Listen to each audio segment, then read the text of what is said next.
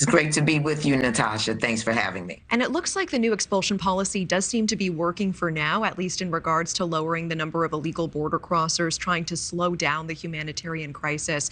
We know in your state, Mayor Eric Adams has requested more than $2 billion to help cover the cost of migrants arriving in New York City. He has said he is extremely frustrated. He is asking for more help from the federal government. Without blaming the other side, what needs to be done to help alleviate the humanitarian crisis at the border? Well, I think what needs to be done is that we need to get down to the brass tacks of reforming our immigration system.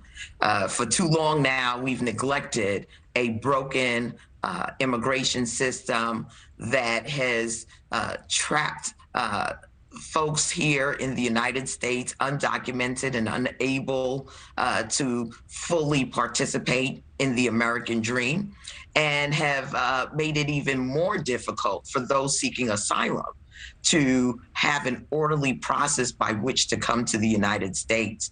It's long overdue, and I believe that the only way that we get a full breadth and depth and understanding of what we're up against is by reforming our system.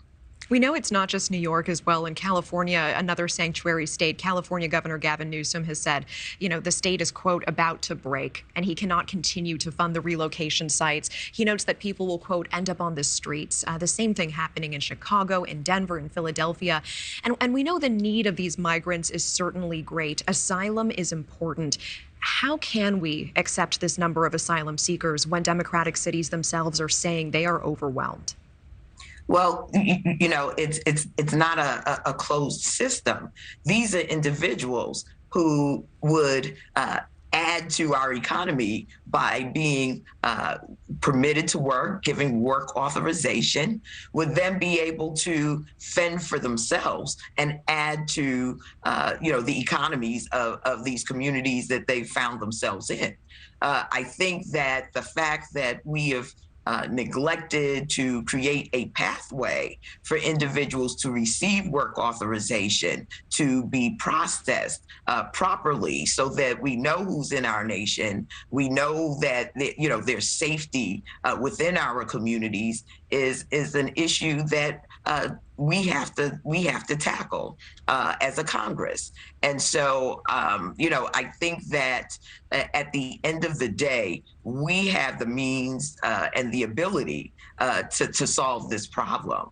The current status quo creates the crisis.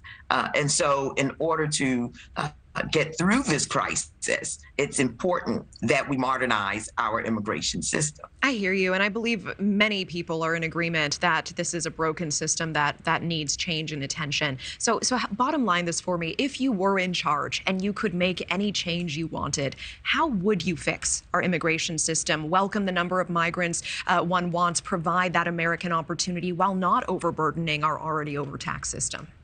Right. Well, first of all, we have to set some priorities. Right now, we have the lowest unemployment than we've had in almost a generation.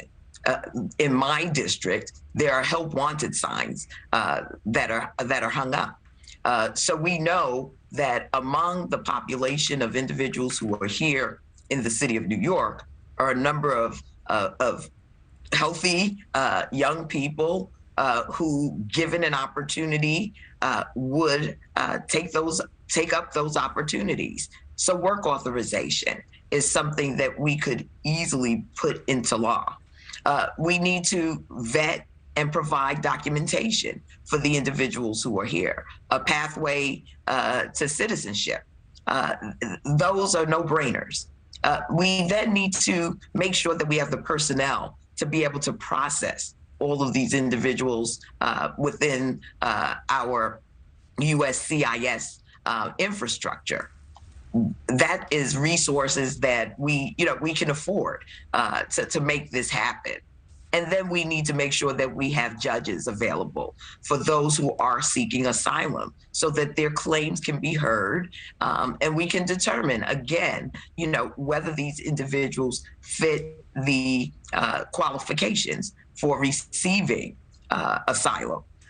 all of that is something that we can do as a nation, and that we need to do, and is the most humane thing to do. Congresswoman, I appreciate that. With the time we have left, I do want to turn to the renewed calls for Congress to pass the George Floyd Policing Act. Will Congress be able to pass something this significant at this time? Well, that remains to be seen.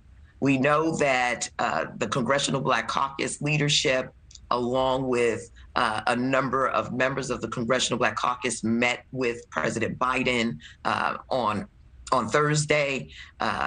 President Biden is on board to lead the charge for police reform.